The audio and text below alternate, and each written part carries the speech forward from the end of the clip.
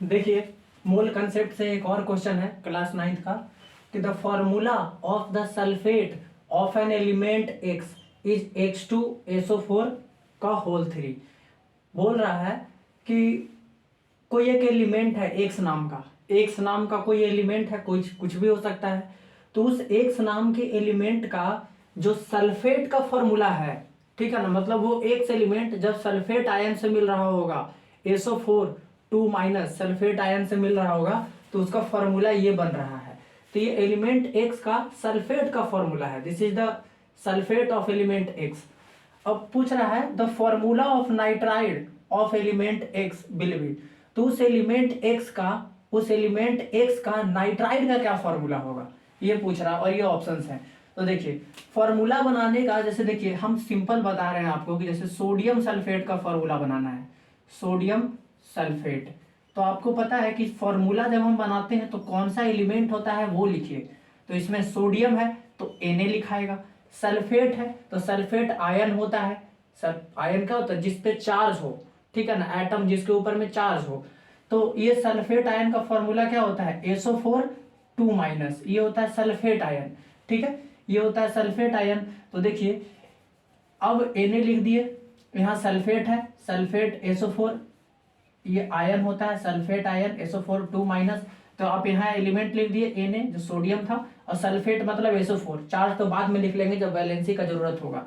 तो एलिमेंट लिख लिए। अब हम लोग क्या करते हैं ना, इनके वैलेंसी का रेशियो लेते हैं। तो सोडियम का वैलेंसी कितना होता है, 1 होता है, क्योंकि 11 एटॉमिक नंबर होता है। तो 2 8 1, थर्ड सेल में एक इलेक्ट्रॉन है तो एक ही वैलेंसी हो जाएगा इसका, क्योंकि लास्ट ऑर्बिट में एक ही इलेक्ट्रॉन है, वैलेंसी एक हो गया।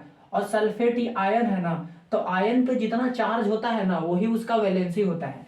तो यहाँ पे कितना चार्ज है, 2 माइनस, माइनस में 2 चार्ज है, लेकिन माइनस नहीं लिखाता है, आप सीधा मैग्नीट्यूड लिखिए। तो यहाँ सोडियम का वैलेंसी 1 है, सल्फेट है तो सल्फेट का वैलेंसी कितना है, सल्फेट का वैलेंसी 2 है, ठीक है ना। हाँ, क्योंकि 2 चार्ज था तो जितना चार्ज रहेगा वही उसका वैलेंसी होगा।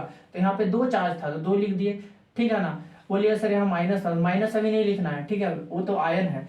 अब देखिए, अब इनके वैलेंसी का रेशियो ले लीजिए, ठीक है। अब क्रॉस मल्टीप्लाई कर दीजिए इनके वैलेंसी के रेशियो का, ठीक है, और ये नीचे लिखाएगा, ठीक है। तो देखिए, Na के 2 नीचे गया, Na 2 आ गया, और SO4 से 1 से मल्टीप्लाई हो रहा है तो SO4 का होल 1 ऐसे लिखेंगे। तो ये हो गया सोडियम सल्फेट का फॉर्मूला, Na2SO4, ठीक है ना। ये तो देख ले, एलिमेंट लिख के क्रॉस मल्टीप्लाई कर दिए, इनके वैलेंसीज का रेशियो लेकर और क्रॉस मल्टीप्लाई कर दिए।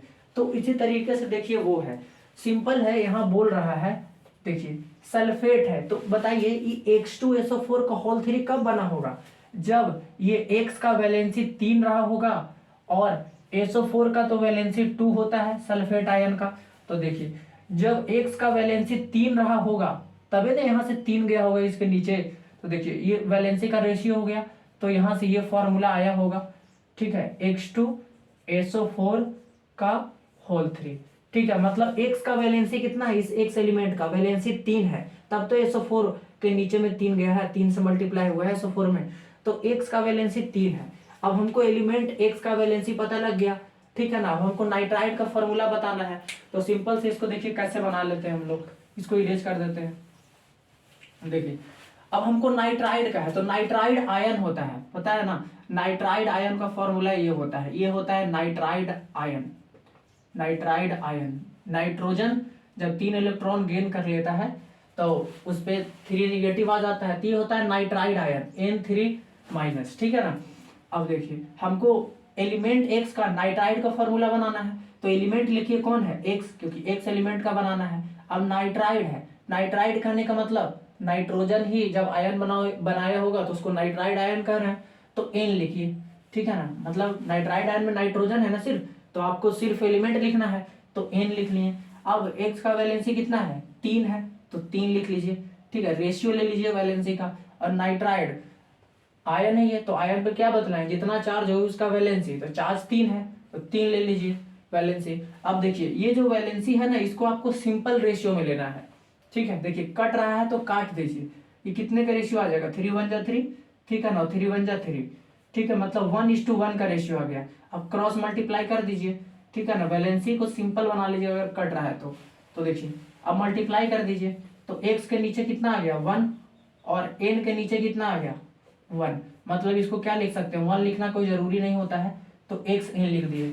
मतलब ये बन गया फॉर्मूला किसका, एक्स एलिमेंट का नाइट्राइड का फॉर्मूला।